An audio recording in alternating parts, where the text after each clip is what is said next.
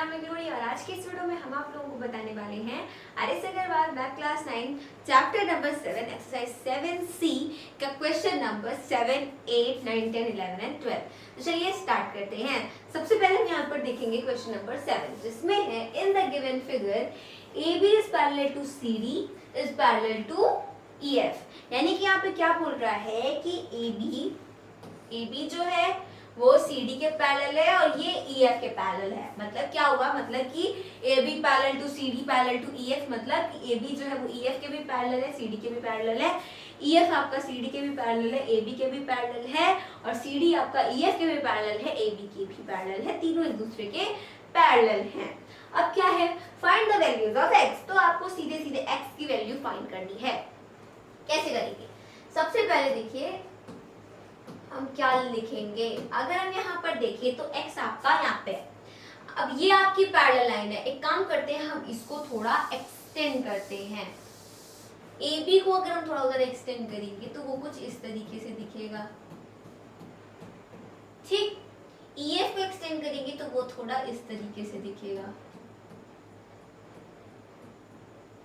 और अगर हम CD को एक्सटेंड करेंगे तो वो कुछ ऐसा दिखेगा, ठीक। अब इसमें हमें क्या दिख रहा है? इसमें हमें ये चीज दिख रही है कि जो आपका ये है BC है, ये आपकी क्या है? ये आपकी ट्रांसवर्सल है, ये आपका ट्रांसवर्सल है। अब इस ट्रांसवर्सल में ये आपका 70 डिग्री है, तो यहां से लेकर के यहां तक का जो एंगल होगा वो क्या होगा? कॉरेस्पॉन्डिंग एंगल होगा। लेकिन अगर हम यहाँ पर देखें तो x जो है आपका वो सिर्फ इतना ही है। x जो है वो सिर्फ इतना ही है। होना कितना चाहिए? ये भी पूरा होना चाहिए, इतना पूरा होना चाहिए, तब तो वो कॉरेस्पॉन्डिंग होता। तो हम ऐसा बोलते हैं कि ये पूरा क्या होगा? 70 डिग्री होगा। तो हम ऐसा नहीं कह सकते। यहाँ पर क्या हमें दिख रहा है कि जो EF है आपका, जो EF है और जो आपका CD है, इसका ये दोनों पैरेलल है आपकी ये लाइंस। जैसे ये वाली आपकी, ये वाली क्या होगी? EF हो गई एंड ये वाली आपकी CD हो गया, ठीक। एंड अगर हम देखें तो मान लीजिए कि यहाँ पे ये वाली जो लाइन है वो ऐसे जा रही है, ये आपकी BC है, ये वाली आपकी BC है। तो इससे हमें इस टाइम मतलब नहीं रखना है। हमें हम क्या देख रहे हैं? ये वाली लाइन देख रहे हैं। अब ये जो लाइन है देखिए वो ऐसे जा रही है। कौन सी? EC। तो EC जो है वो ऐसे जा रहा है। तो EC जो है वो EF और CD जो पैरेलल लाइन से इनका क्या है? ट्रांसवर्सल है। तो EC जब ट्रांसवर्सल है तो यहाँ जो एंगल बन रहा है और इधर जो एंगल बनेगा ये दोनों क्या होंगे? कोइंटीरियर एंगल होंगे। और हमें पता है कि कोइंटीरियर एंगल्स का सम क्या होता है? 180 डिग्री होता है। और अगर 180 डिग्री होता है तो उसमें एक एंगल का सम आपको पता है, एक का फाइंड करना है, दोनों का सम भी पता है, वो 180 डिग्री होता है। तो हम क्या करेंगे? हम यहाँ पर क्या लिखेंगे?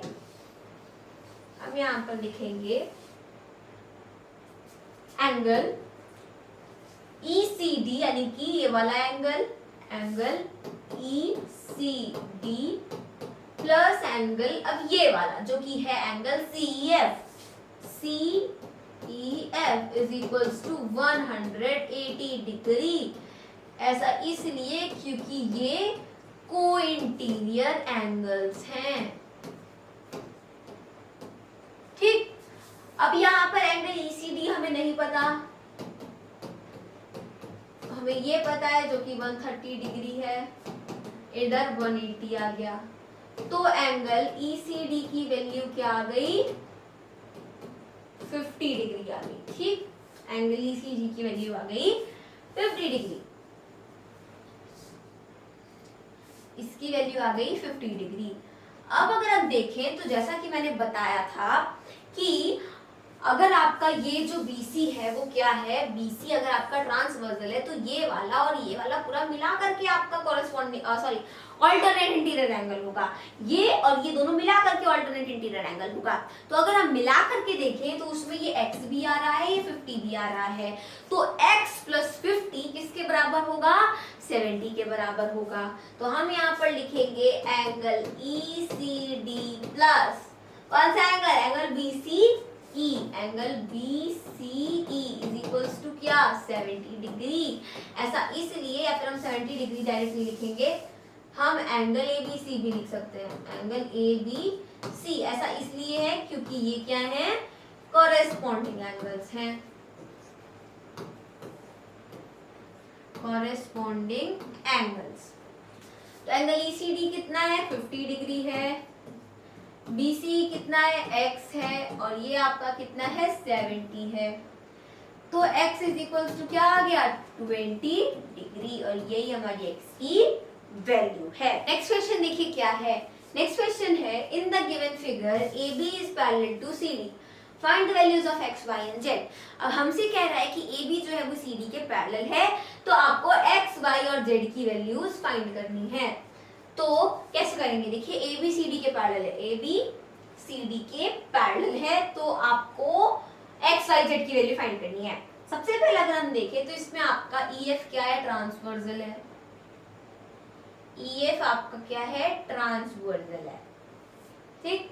अब अगर ये ट्रांसवर्सल है तो ये वाला जो एंगल है और ये वाला जो एंगल है, ये क्या है, ऑल्टरनेट इंटीरियर एंगल है। तो हम यहाँ पर क्या लिखेंगे, हम यहाँ पर लिखेंगे angle AEF, angle AEF is equals to angle EFC because they are alternate interior angles. अब देखिए एंगल AEF 75 डिग्री है, तो एंगल EFC क्या हो गया 75 डिग्री हो गया। यानी कि एंगल EFC का मतलब क्या है, एंगल EFC का मतलब है y, तो y इक्वल्स टू आ गया 75 डिग्री। देखिए अब आपके ये वाले एंगल फाइंड करने के बहुत सारे तरीके हैं। z अगर आपको एंगल फाइंड करना है, देखिए y हमें पता ही चल गया, हम लीनियर पेयर की हेल्प से ये वाला एंगल फाइंड कर सकते हैं। देन ये ट्रायंगल फॉर्म कर रहा है, तो according two angles and property of triangle हम क्या कर सकते हैं, एंगल z निकाल सकते हैं, क्योंकि हमें ये दोनों पता है, ये निकालना है। या फिर हम क्या कर सकते हैं, या फिर हम लीनियर पेयर की हेल्प से एंगल x को निकाल लें, और जब एंगल x आ जाएगा तो एंगल x और ये पूरा एंगल मिलकर के क्या बनाएगा, ये पूरा एंगल मिलकर के आपका ऑल्टरनेट इंटीरियर एंगल बनाएगा। तो हम z प्लस एंगल BEG करके इक्वल्स टू जो भी x आएगा वो हम लिख सकते हैं। तो हम क्या करते हैं, हम यहाँ पर ये वाला मेथड अप्लाई करते हैं, एंगल सम प्रॉपर्टी वाला। तो हम लिखेंगे angle EDG, angle EGD, angle EGD plus angle कौन सा BEG, angle EGF, angle EGF क्या होगा 180 डिग्री होगा, क्योंकि ये फॉर्म कर रहे हैं लीनियर पेयर। अब एंगल EGD कितना है 125 डिग्री है, एंगल EGF हमें फाइंड करना है। तो एंगल EGF क्या आ जाएगा, देखिए इधर आ जाएगा आपका 55 डिग्री। अब हमें ये एंगल भी पता चल गया, ये वाला फाइंड करना है एंगल Z। तो हम यहाँ पर लिखेंगे according to angle sum property of triangle क्या हो जाएगा y plus angle EGF plus Z is equals to 180 degree, right. तो एंगल y क्या है 75 डिग्री, ये कितना आया है 55 डिग्री, Z फाइंड करना है।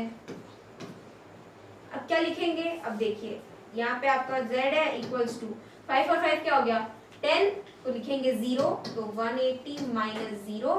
उसके बाद देखिए 7 और 5 क्या हो गया आपका 12 एंड 1 13, तो 130। 180 में से 130 जाएगा, क्या बचेगा 50। तो Z की वैल्यू क्या आ गई 50, Z फाइंड हो गया। अब बचा हमारे पास X, तो X कैसे फाइंड करेंगे, देखिए y plus x is equals to 180। Reason क्या है, लीनियर पेयर है, y 75 है, x इक्वल टू 180 डिग्री है, तो x इक्वल्स टू क्या आ जाएगा, 180 में से 75 जाएगा तो 180 माइनस 75, तो x इज इक्वल्स टू 10 में 5 गया 5, 7 में 7 गया 0, 105 डिग्री। 105 डिग्री हमारा क्या है, आंसर है। नेक्स्ट क्वेश्चन देखिए क्या है हमारा, in each of the figures given below AB is parallel to CD, find the value of x in each case. अब यहाँ हमसे कह रहा है कि हर एक फिगर में AB जो है वो CD के पैरेलल है। ये फर्स्ट पार्ट है आपका, तो इसमें आपको सब में क्या करनी है, x की वैल्यू निकालनी है। तो देखिए AB आपका ये है और CD आपका ये है, ये दोनों पैरेलल हैं। अब हमें x की वैल्यू निकालनी है, x रहा आपका ये, तो कैसे निकालेंगे, बहुत सिंपल सी बात है, क्योंकि अब यहाँ पे हमें कुछ नहीं दिख रहा, बिल्कुल बीच में एंगल बना हुआ है, तो हम क्या करेंगे, हम यहाँ पे एक कंस्ट्रक्शन करेंगे। और वो कंस्ट्रक्शन क्या करेंगे, हम वो कंस्ट्रक्शन ये करेंगे कि यहाँ पे एक लाइन बनाएंगे जो कि किसके पैरेलल होगी, जो कि AB और CD के पैरेलल होगी। तो हम इस बीच से जस्ट एक पैरेलल लाइन लगा देंगे और इसका नाम रख देंगे F यहाँ पे।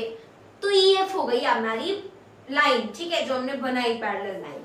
तो हम यहाँ पर क्या लिखेंगे, हम यहाँ पर लिखेंगे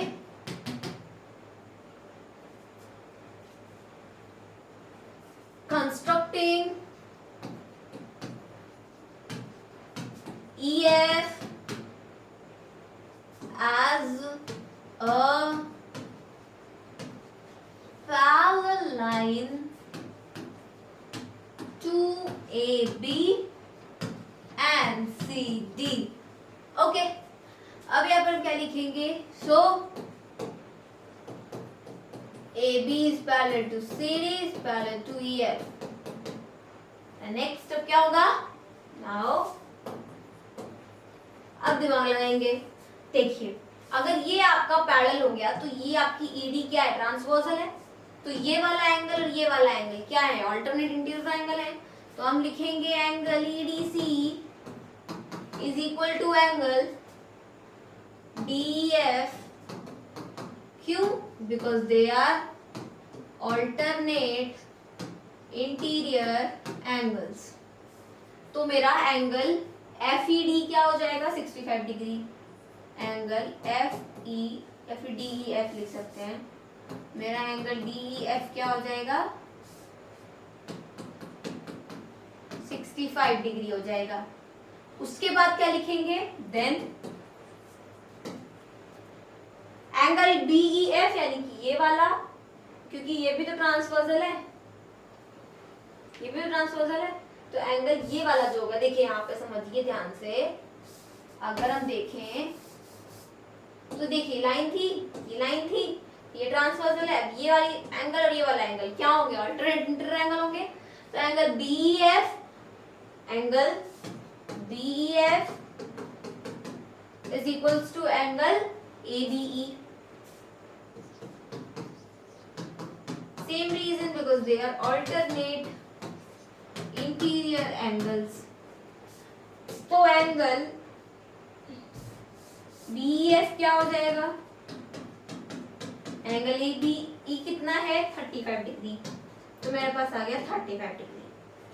अब मैं क्या लिखूंगी, अब मैं लिखूंगी x is equals to angle DEF plus angle BEF। कैसे, देखिए अगर आपके पास ये एंगल x था, ठीक, इसको दो भागों में तोड़ दिया, तो इसको और इसको प्लस करने पे पूरा मिल जाएगा, सिंपल है ना।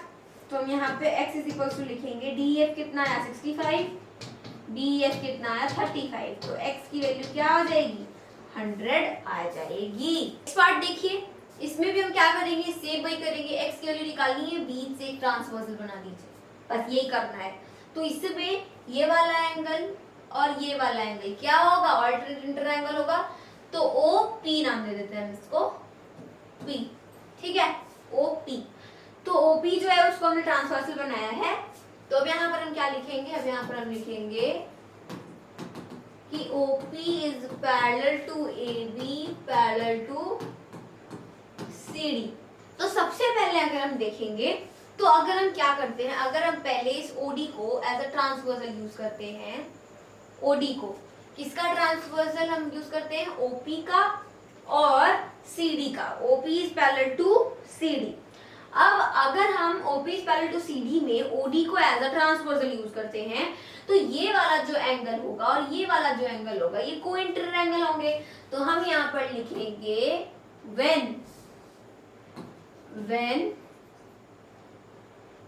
OP is parallel to CD and OD is transversal.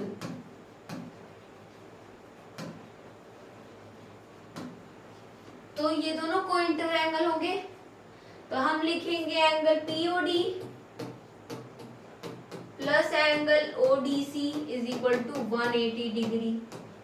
Angle POD plus 25 equal to 180, तो एंगल POD क्या आ गया, 155। ठीक, अब आगे देखिए 155 डिग्री। अब आगे क्या होगा, अब आगे जैसे हमने जब OD को एज अ ट्रांसवर्सल लिया तो क्या हुआ कि ये दोनों एंगल्स आपके कोइंटर एंगल आ गए। अब वैसे ही अगर हम OB को एज अ ट्रांसवर्सल लेंगे तो ये वाला एंगल और ये वाला एंगल क्या होगा, कोइंटीरियर एंगल होगा। तो जब ये कोइंटर एंगल होंगे तो ये दोनों देखिए कोइंटर एंगल हो जाएंगे, तो इन दोनों का सम आपका 180 होगा जैसे कि नीचे था। तो हम यहाँ पर क्या लिखेंगे, हम लिखेंगे when OP is parallel to AB and OB is transversal,